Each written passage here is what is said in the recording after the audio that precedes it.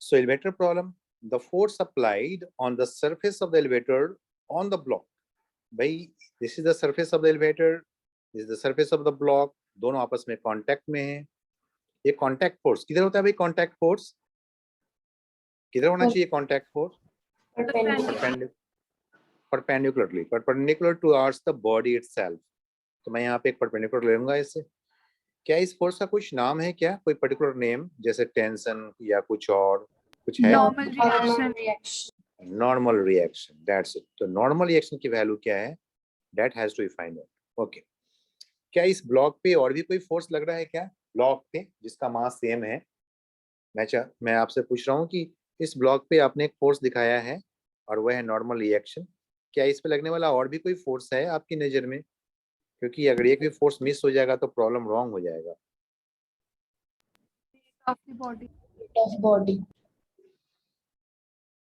Weight of the body means force applied by the earth. Yes, what you said? So weight of the body.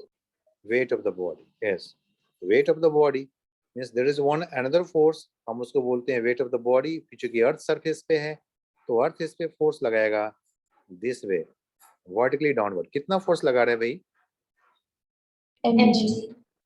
mg. That's it.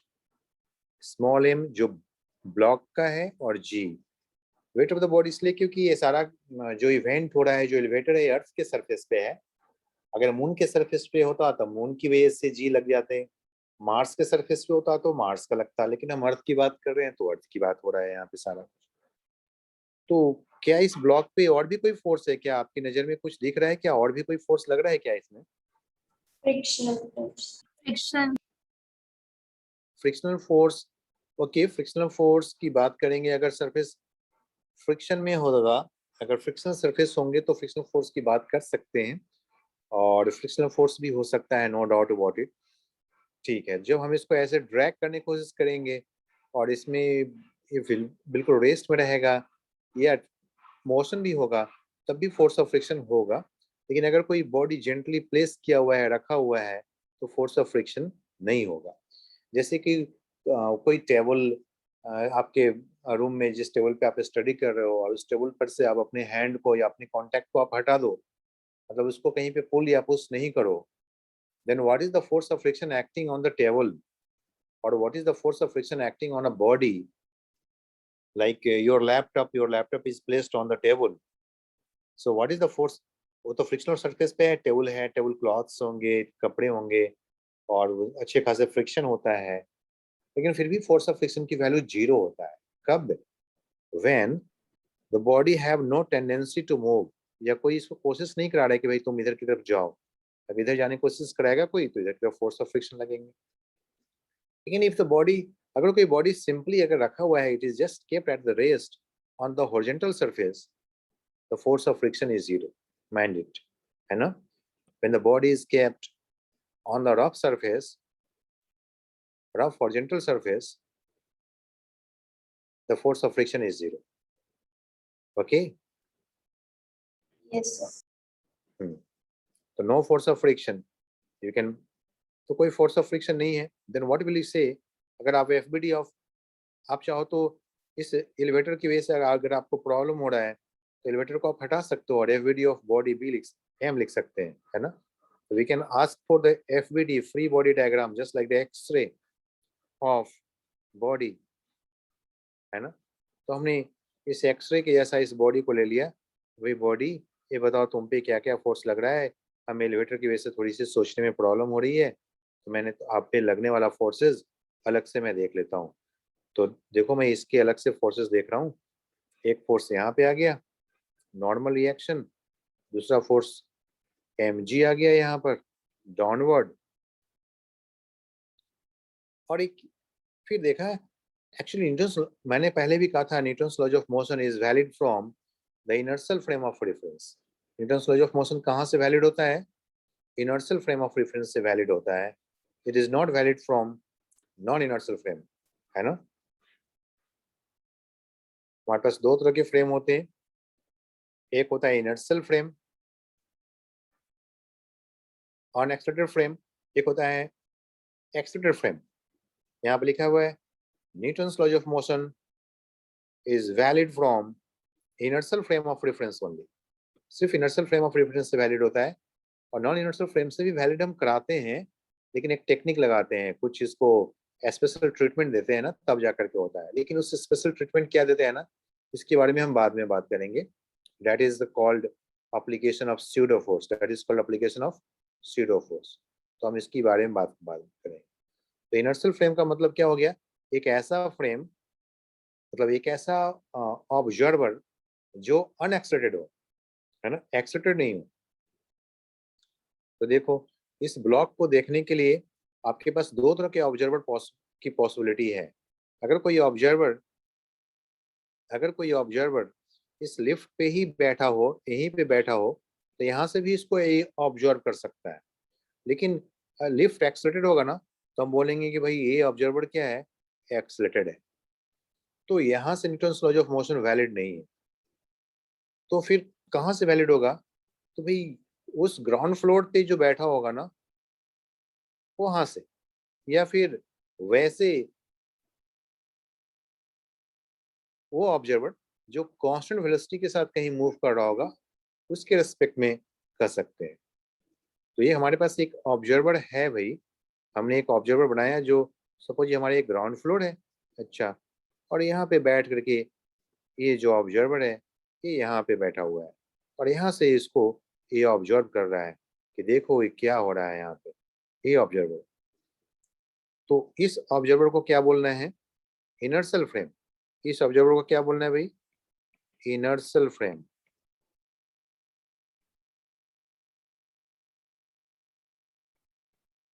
ये inertial frame है। Inertial frame का एक और नाम क्या है भाई, अनएक्सलेटेड frame, अनएक्सलरेटेड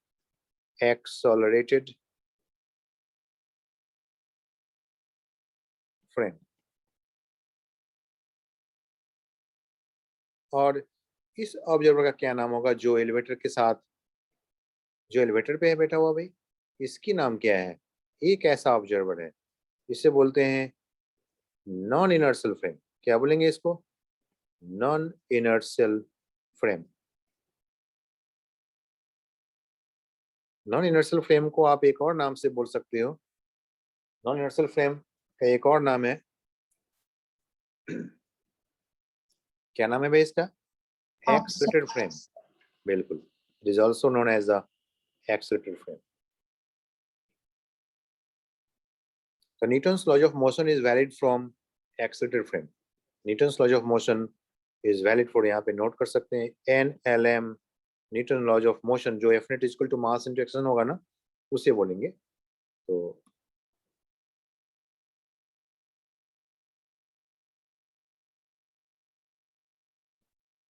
F net is equal to mass into acceleration, valid from accelerated frame, sorry, unaccelerated frame, inertial frame।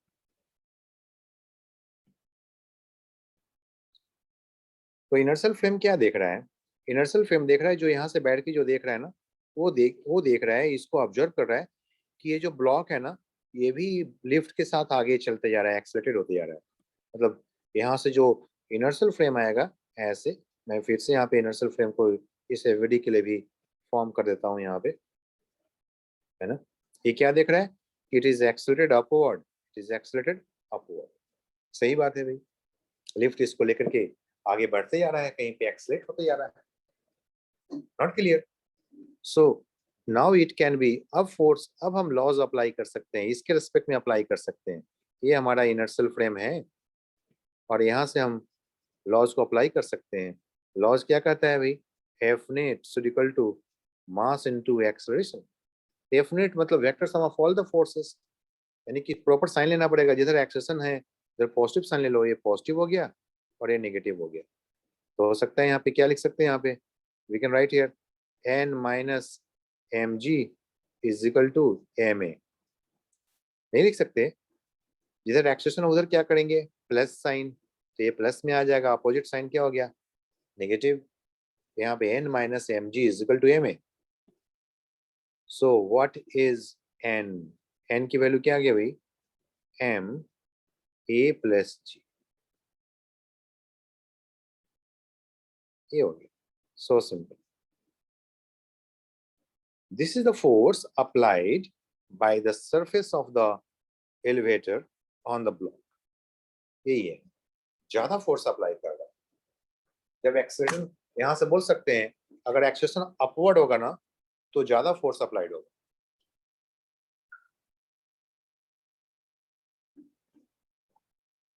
Increase हो जाते हैं. और जब एक्सेलरेशन डाउनवर्ड होगा, जब एक्सेलरेशन ये डाउनवर्ड होगा, सपोज इसके एक्सेलरेशन अगर डाउनवर्ड हो जाता ना तो इधर हो जाता माइनस साइन, ये सॉरी इधर प्लस हो जाता, ये प्लस में जाता, ये माइनस में जाता, और यहाँ पे माइनस हो जाता है, हो जाता है ना, g माइनस ये हो जाता. फिर ऐसे करके देख सकते हैं. When elevator is accelerated upward, normal action increases, and when elevator is accelerated downward, normal action decreases. You can show it. show करके दिखाना भी. When elevator is going downward, उसके लिए सेम चीज दिखाओ.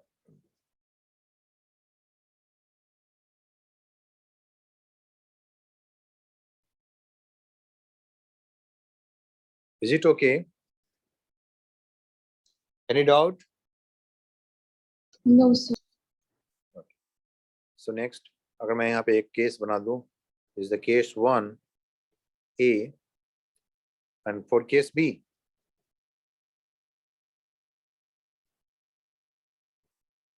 let's see. We have one elevator. We just put a block inside it. An elevator is accelerated downward. Mass of the block is m.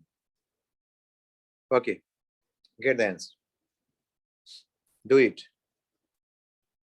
Done, sir. What is the answer? mg minus ma. mg minus ma. बिल्कुल. यहाँ पे हमने एक normal reaction, फिर से forces तो वैसा ही रहेगा, फोर्सेस में कोई चेंजेस नहीं होना है. फोर्सेस n और जो इनका वेट है mg, वो तो बिल्कुल वैसा ही है जैसा पहले था.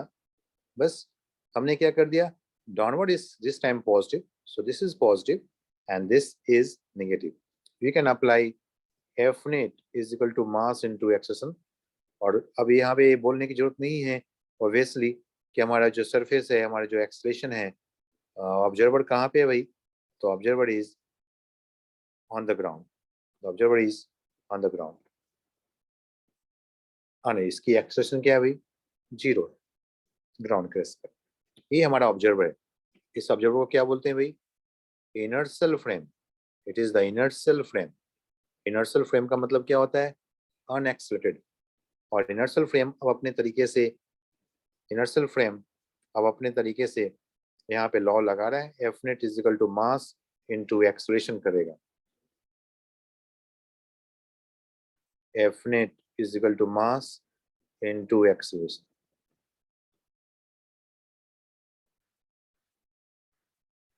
ठीक है.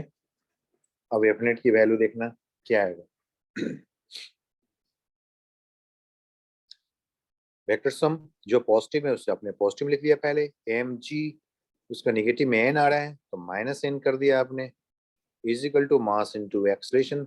एस एन की वैल्यू आ गया M G minus A this पे. तो very important conclusion here.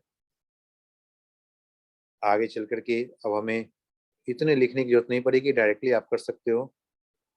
When accelerated downward, when accelerated upward, है ना. दो केसेस है. व्हेन एक्सेलरेटेड डाउनवर्ड, जब डाउनवर्ड एक्सेलरेशन है तो ऐसा है, और केस एक में है when accelerated upward. When accelerated upward. That's it. ये दो केसेस हो गए हमारे लिए. Any doubt? No, sir. Okay good. Next आपका होमवर्क सर होमवर्क वो 4th चैप्टर के भी पढ़े ना। कोर्स पहले वाले का वो हो जाए, वो तो किराया था सबने तो, चलो कोई नहीं, हो जाएगा वो। जब ये वाला चैप्टर कर लोगे तो फिर वो बहुत इजी तरीके से हो जाएंगे, है ना। तो डू इट, वो ऐसे ही था। मेन बेसिक कंसेप्ट यहाँ पे आया ना, द फोर्स की पहले ये सब बातें करते हैं तो अपने आप वो हो जाएगा, उसके उसके बीच में ही वो आ जाएगा सारा कुछ। तो नेक्स्ट, अब आपकी जो होमवर्क है वो question number 11 two exercise HCV। Okay, question number 11 two, चलिए मैं आपको 10 क्वेश्चन दे देता हूँ, कर लेंगे 10 Yes. 24 तक कर लीजिए, 24 25 25 तक कर लीजिए ना, 11 टू 25 डू इट, एटलीस्ट इतना कीजिए, 25 तक कीजिए कम से कम मिनिमम। इसके आगे आपकी मर्जी, आप कर सकते हो। This is the minimum work, it's the Okay. Minimum work, minimum, more you can do, so that's better। आज के लिए इतना ही।